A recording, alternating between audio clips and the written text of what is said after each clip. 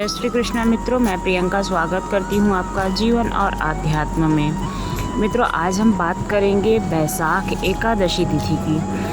वैसे तो साल में 24 एकादशियाँ पड़ती हैं और हर एकादशी का अलग अलग पुण्य मिलता है, लेकिन जो बैसाख मास की कृष्ण पक्ष की एकादशी तिथि होती है, इसका फल हमें कन्यादान के स्वरूप में मिलता है। ये एकादशी 25 अप्रैल दिन सोमवार को रात को 1:36 से आरंभ हो जाएगी।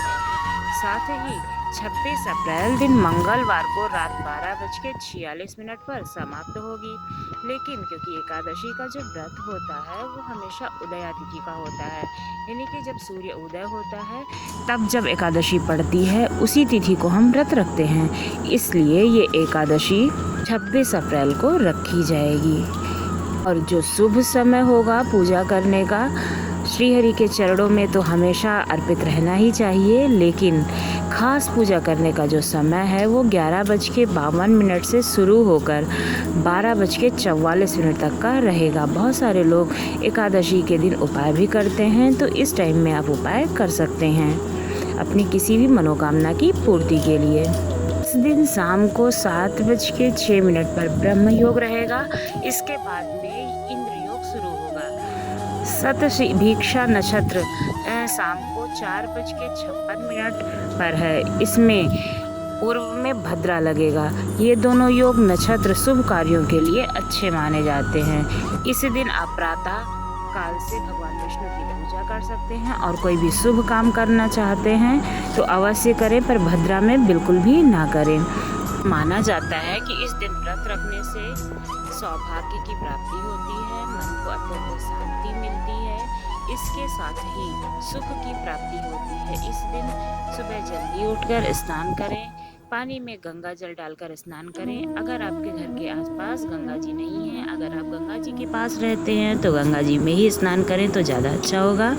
साफ सुथरे कपड़े पहने, पूजा के दौरान ओम भगवते वासुदेवाय नमः का जप करें 108 बार। तुलसी की माला पर विधि विधान से भगवान विष्णु की पूजा करें। यदि तुलसी की माला नहीं है तो आप कमलगट्टे की माला पर भी पूजा कर सकते हैं।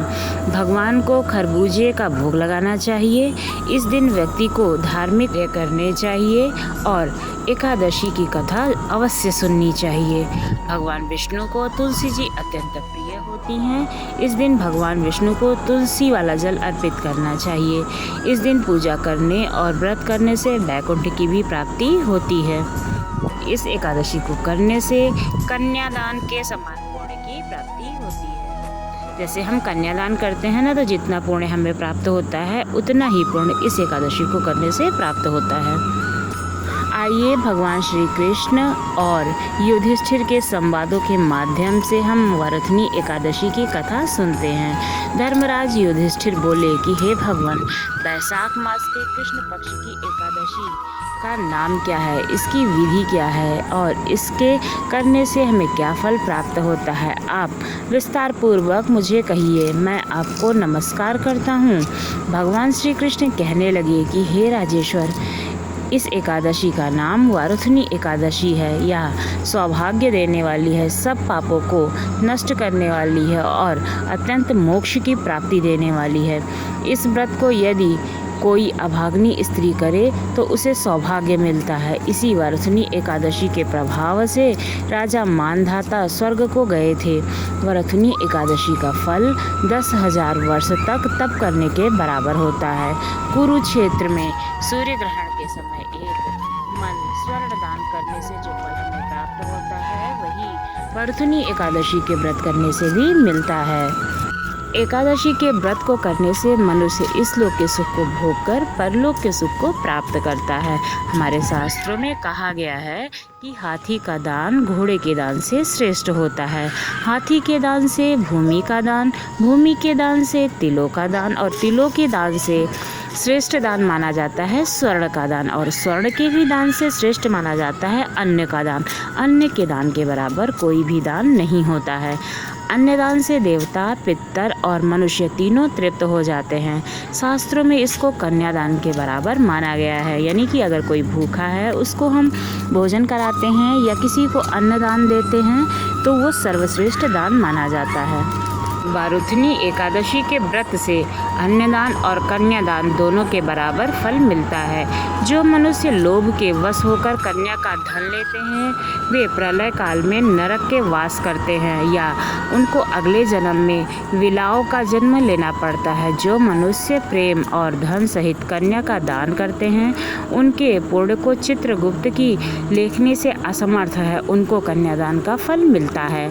यानी कि अगर आपके घर में कोई कन्या है या आसपास कोई भी बालिका है, अगर उसको आप किसी भी चीज़ का दान करते हैं तो उसका पुण्य अवश्य मिलेगा, पुण्य सर्वश्रेष्ठ माना जाएगा।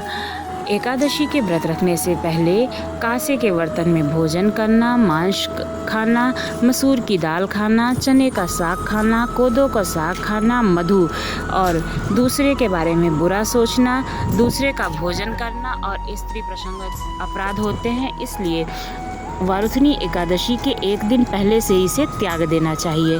व्रत वाले दिन जुआ नहीं खेलना चाहिए। उस दिन पान खाना, दातून करना और दूसरों की निंदा करना और चुगली करना तथा पापी मनुष्यों के साथ बातचीत सब त्याग देना चाहिए। उस दिन क्रोध, मिथ्या भाषण का त्याग करना चाहिए।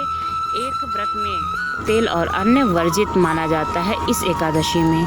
हे राजन, जो मनुष्य विधिवत इस एकादशी को करते हैं उनको स्वर्गलोक की प्राप्ति होती है। अतः मनुष्यों को पापों से डरना चाहिए। इस व्रत के महत्व को पढ़ने से 1000 गौदान का फल प्राप्त होता है। इसका फल गंगा स्नान के फल से भी अधिक पुण्य देने वाला होता है। आपको ये संपूर्ण जानकारी कैसी लगी ज़रूर बताइएगा। अगर अच्छी लगी हो तो चैनल को सब्सक्राइब कीजिएगा। धन्यवाद।